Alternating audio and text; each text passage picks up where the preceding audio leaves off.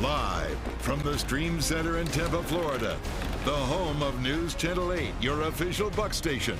This is Bucs Bonus on WFLA Now, powered by 1-800-ASK-GARY. Is Todd Bowles' head coaching job on the line after losing 4 straight games, guys? Can the Bucs defense bounce back against another rookie quarterback?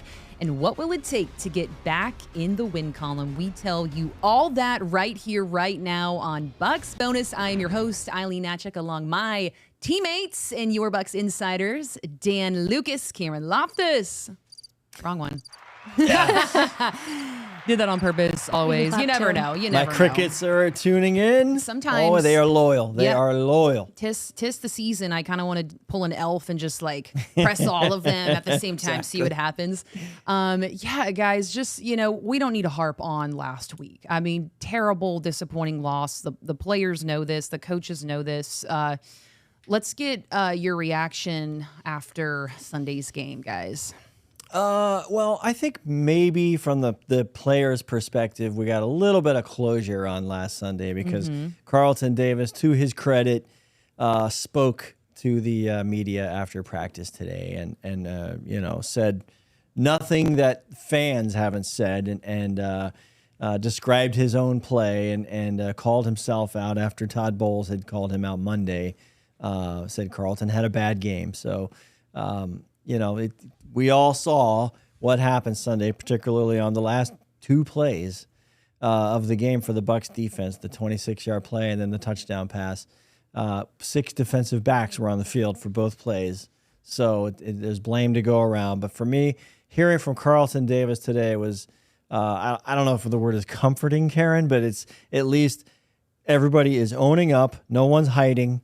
And the room is, in my opinion, galvanized. Now they just need to get that going for results. So it's like you had the 2 sides of it. It's like the defense had been playing so well all season. They have an uncharacteristically rough outing. Well, the offense on the other side, they decided to score nearly 40 points. So I think a positive takeaway from the offensive side is like, okay, we know it's like that demonstrated ability that I always like reiterate, that builds your confidence to show that you can score that many points. Rashad White, I was asking him about the run game because he said, each week it seems to be getting a little bit better every week.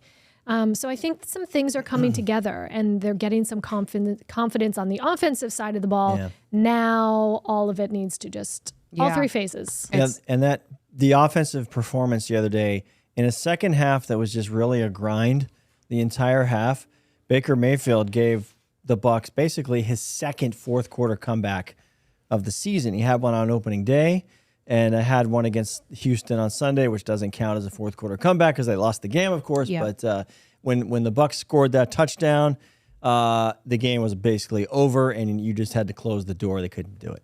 I thought was interesting was something Baker said today. So about the, fourth quarter comeback, it's like they were able to score when they needed to. Yes. Huge.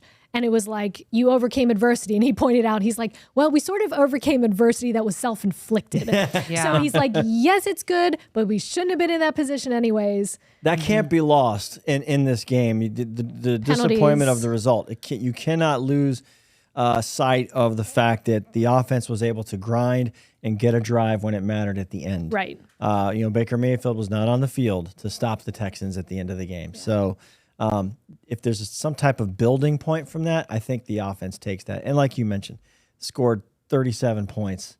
That's a heck of a day. It could have had more. There were some points left out there. They settled for a couple field goals. Yeah.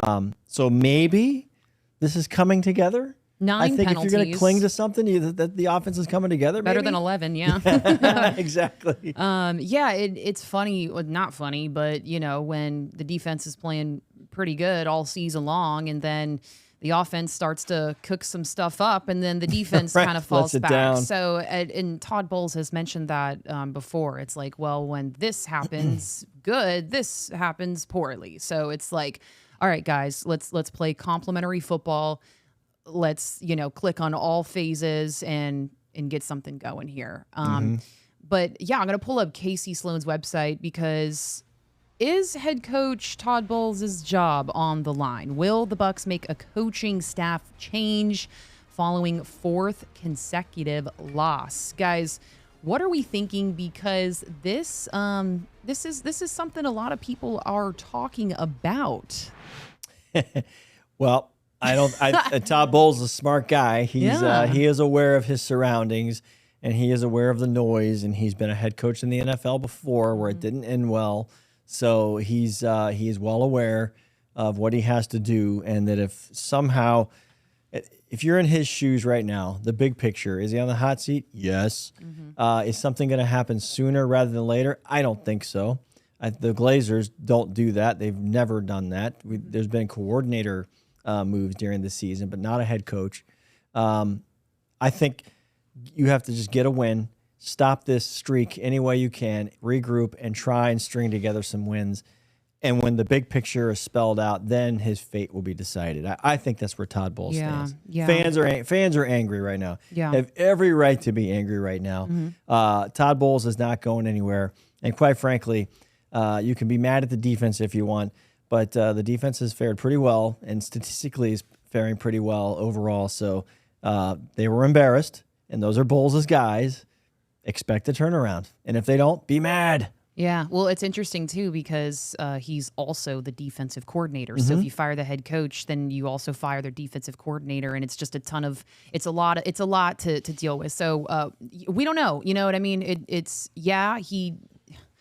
They recognize what's going on, guys. Like, it's, no one's happy about what's going on. So it's just a matter of getting things done. Let's talk about who could potentially be on the field, who left the game early. Karen, I mean, how much would it mean to have Jamel Dean on this field, especially in the secondary? I mean, because he didn't practice today, but it is early. It's Wednesday. Yeah, so him and Carlton Davis did not practice on today, Wednesday. So I mean, you need your 2 starting corners out there. Right. I mean, that's your spark, and obviously you want him to be 100%. You don't want him out there limping around, or I guess it was a concussion, so he wouldn't be limping. Yeah. But, well, I mean, maybe. Yeah, it depends on how bad the concussion was. I'd be limping everywhere if I was these guys out here. So that's important, just to have everybody healthy. And then there were 2 other guys who were injured too. There were several on the injury report, but in regards to the defense, Vita Vea and Logan Hall were both limited with their respective injuries. So all things coming together, you just want everybody healthy. Yeah. Now I'm going to check the injury report here to take another look. Dan, I mean, yeah, same thing. You agree, disagree? I mean, it's hard to disagree with that. I agree. I think Vita Vea just lives on the injury report. I think it's just the way it's going to be. He's one of the ultimate gamers that I've ever seen. He drags himself to the starting line, I like to say, and then performs well. And Todd Bowles said the other day, I had asked him, how is the combination of Vea and Kalijah Cansey progressing? He said, it's great. We just got to keep them on the field at the same time. He goes, one goes off, the other one comes on. When then he leaves, the other one comes back. They just cannot keep them on the field at the same time, and that's unfortunate. But if there's one guy on this team, and there's a lot of tough guys on this team, you will never question toughness. No, it's Vita Vea. The 100%. guy just drags himself to the stadium. And I'm pretty sure in Buffalo, what was he, the late scratch when the warm-ups with the groin thing? I'm pretty sure he was not pleased when they said, sorry, dude. I'm pretty sure it wasn't his decision. I'm sorry, hey, man. guys, You're can't just, go. Yeah, you're just not moving like we want you to. Yeah. I'm sure he was that's thrilled with that decision. Yeah, exactly. Well, 2 that pop out to me, Trey Palmer and Devin Tompkins. Trey Palmer with a neck injury. He was limited on Wednesday. Devin Tompkins, personal, did not practice on Wednesday. Don't know what the personal is, but those are 2 guys, sneaky ones there too, that I feel like need to be on the field as well, especially when it comes to special teams too. With Devin, I think he's been very underrated, and he's been pretty good for them. So quite interesting. Again, it's early, so we'll see. But who's just, man, I don't know where he is. I don't know what he's doing. Somebody check in on him, please. Someone needs to check in on Buckified Bird. But, for now, we'll see what he has to say. Hello, Aileen. This is Buckified Bird. I'm so happy to be able to talk to you, give you my perspective about last week. No, I am not going back to no church. I'm through with that. From now on, I'm on my own with the Buccaneers from here on out. I promise you, last week, those 37 points the offense got, this will beat anybody that the defense we played against this year. Anybody with 37 points. But it didn't win last week. The defense let us down, but they're going to take this setback and turn it into a setup for a comeback. And we're not worried about our division. We're still going to win this division. We're going back to back to back. We win in the division back to back back. The Saints are in division lead right about now, but that don't matter. We just now coming in our own. The offense is gelling. The defense is going to prove that they can rebound. And then you're going to get Casey Stone, her stats of the week, and you'll find out that it's going to be coming from whoever Casey picked. All right, this is Buckify Bert. I'm out. What's up, guys? Sunday's matchup against the Texans turned out to be a huge day for Bucs star wide receiver Mike Evans. With his 4 receptions for 87 yards, the Texas native became the first player in franchise history to reach 11,000 career receiving yards for Tampa Bay. His performance in his hometown moved him ahead of Joey Galloway, who has 10,950 yards for the 39th most receiving yards in NFL history. On top of that, Evans is still on pace to reach another 1,000-yard season, which would be his 10th consecutive year reaching the feat. He also leads the Bucs with 594 receiving yards this season, making him this week's Casey StatChat Player of the Week. Also, I want to shout out the last week's Player of the Week, Rachaad White, because he's on my fantasy team, and he got me like 28 points because he had 2 touchdowns. So I'm just saying maybe I'm good luck because he played well, and every person I shout out ends up playing well the next week. So hopefully we continue that against the Titans. I'll see you guys next week. Bye.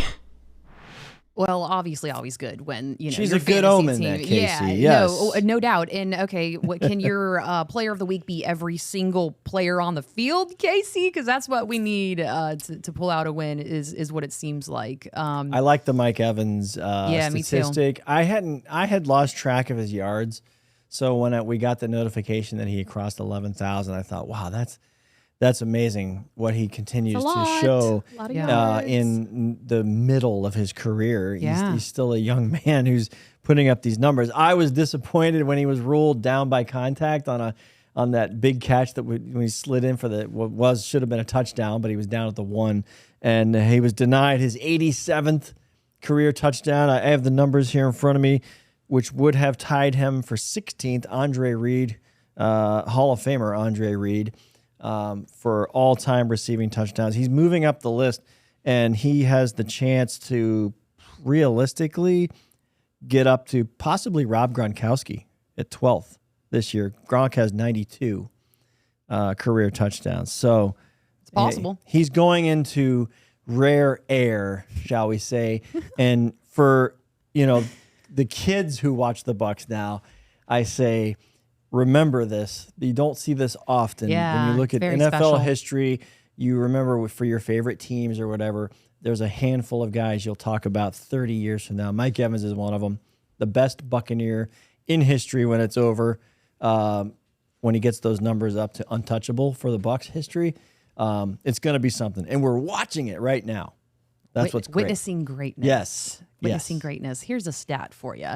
The Tennessee Titans are 0-4 away, and the Bucs are 1-3 at home. One win at home, if that's correct. Something's got to give. So, yeah. Someone's got to win on Sunday. So let's talk about this matchup. What do the Bucs need to do to pull out a win? What are we expecting from Will Levis? Because he's going to be the starting quarterback the rest of the year. Blitz him. Mm-hmm. Go crazy on him. His first game was phenomenal. That debut against Atlanta. 4 touchdowns. Beginner's luck, though? Beginner's luck? Or is this how he is in the NFL? Well, anybody who comes in and has instant success, then there's tape on you. And the NFL is full of smart people. Right. Because the next game was humble pie. The Steelers just blitzed and blitzed and blitzed and made his night a long one. So that, to me, is the formula. Go after him. Yeah, for sure. And you talk about, so Bowles mentioned this today about just getting pressure on the quarterback, and he said, I'm not as concerned about the quarterback sack numbers as I am just about being disruptive. Yeah. So I think that's sort of the mentality, is just like, be a menace, be in his face. Absolutely. And actually, I heard something, shout out to Casey Phillips, the Bucs team reporter. In her radio show with Ali Marpet, they had Yaya Diaby on. And she asked him about Will Levis because Yaya played against him last year. Yaya went to Louisville, Right. and Will Levis was out of Kentucky. Right. So it was interesting to hear him talk about Will Levis and the dynamic. rivalry Yes. with those two. So I asked Yaya about it today, and he was like, just some tendencies, you sort of know how he's going to play. He's like, maybe I can get in his head type of thing. Yeah. No, I love that. I absolutely love that. I think that'll trickle over into Sunday. Yeah, good stuff there. I mean, Derrick Henry, hello. Got to stop him. Who else do the Bucs need to keep an eye on, guys? DeAndre Hopkins. There's one. DeAndre Hopkins. There's one. The big name players on the opponents seem to be enjoying big days. At least statistical, whatever I love that. whatever the Stat word wise. is, stat wise, Statistical. they're Keep getting it their short and numbers simple. against this Bucs defense. Yeah. And then the theme for the Bucs defense has been you're not getting into the end zone. So that's what they've been doing. So yeah, I would, if Levis puts up numbers, that doesn't bother me as much as the scoreboard, which CJ Stroud last week puts up the big numbers and the scores. Not to go back and relive Sunday, but that was the thing that happened. You saw the snowball start to roll down the mountain and you knew what was coming. And it wasn't until you saw the numbers at the end, you're like, he threw over 300 yards in one half after the Bucs defense dominated early and just hit touchdown for his team. And that's what's so disappointing. And I don't even think the Bucs needed to watch that film. That was so ugly that they can move forward and try their best to not let Levis do the same thing. Goodness, I'm sure it's hard too, like watching film after a game like that. But yeah, if you're watching us, you can see the standings. The Bucs are 3-5. They're obviously going up against a team that's 3-5. I believe the Titans are third in their standings. Yeah. So two hungry teams. This 4-game losing streak. I think the word for it they've been using is frustrated, right? Yes. I think put the frustration aside because I feel like frustration is a feeling that kind of like resonates with you and you're so focused on being angry. It's like you can't focus on what's ahead of you. So don't even think about the last 4 games would be, my advice, my opinion that no one wants. It's fine. I'm going to say it anyways. I'm also going to say that we are here every single Wednesday. You can listen to us on Spotify, Apple, watch us on YouTube, and we're hoping for a win. If not, we'll be here to talk about it with you guys, and we're here every step of the way. So thank you always for listening, and we'll see you next Wednesday.